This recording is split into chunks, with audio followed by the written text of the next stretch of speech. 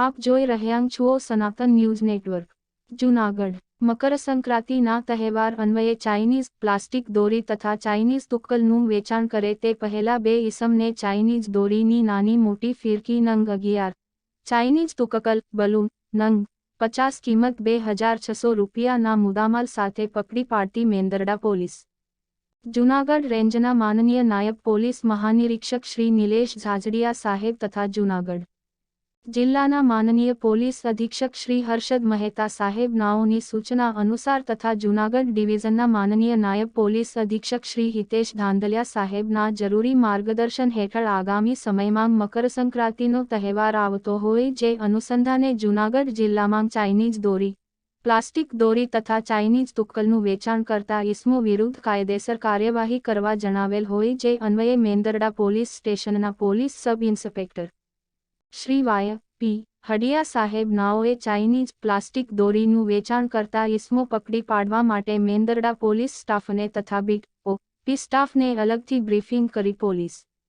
Station વિસ્તારમાં patrolling કરવા સૂચના આપેલ જે સબબ એચસીડી એન ગળચર એચસીએસ ડી સોંદરવા પીસી રાજેશભાઈ વિજયભાઈ પરમાર પીસી અનિલભાઈ બાબુભાઈ જમોડ એ રીતના પોલીસ સ્ટાફ અલગ અલગ વિસ્તારમાં પેટ્રોલિંગમાં હતા તે દરમિયાન અંયુક બાતમી રાહે હકીકત મળેલ કે મેંદરડા વિસાવદર રોડ ઉપર ગ્રામ પંચાયતની દિવાલ પાસે ટેબલ કાઉન્ટર રાખી સફીકભાઈ શકુરભાઈ નામનો ઈસમ ટેબલ કાઉન્ટર ગ્રામ પંચાયતની દિવાલ પાસે રાખી પ્રતિબંધિત ચાઇનીઝ દોરી તથા તુક્કલ બલૂનનું વેચાણ કરે છે તેમજ મેંદરડા પાદર ચોક પાસે રોડ ઉપર ડી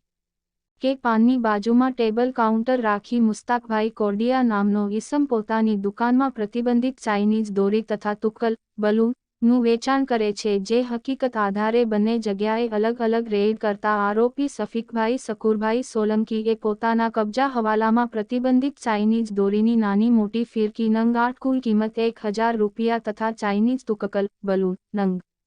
20 કિંમત 400 રૂપિયા એમ કુલ કિંમત 1400 રૂપિયા તેમજ મુસ્તાકભાઈ યુનુસભાઈ કોરડિયાએ પોતાના કબજા હવાલામાં પ્રતિબંધિત ચાઇનીઝ દોરીની ફિરકી નંગ 3 કિંમત 600 રૂપિયા તથા ચાઇનીઝ તુક્કલ બલૂન નંગ 30 કિંમત 600 રૂપિયા લેખે એમ કુલ 2600 રૂપિયાનો મુદ્દામાલ સાથે મળી આવતા મજકૂર ઇસમો સામે ધોરણસરની કાર્યવાહી કરવામાં આવી.